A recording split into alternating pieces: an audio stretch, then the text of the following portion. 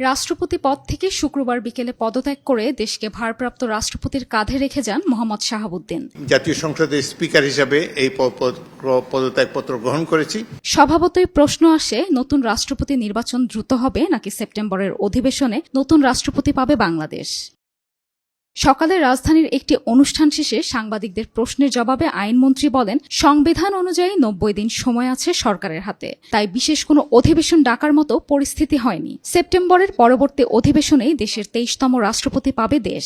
সংবিধানের 123(2) অনুচ্ছেদ অনুসারে রাষ্ট্রপতির পদত্যাগের 90 দিনের মধ্যে নতুন রাষ্ট্রপতি নির্বাচন করতে হবে। 24 অক্টোবর পর্যন্ত আমাদের হাতে সময় আছে। সুতরাং বিশেষ অধিবেশন ডাকার মতো কোনো পরিস্থিতি এখন তৈরি হয়নি।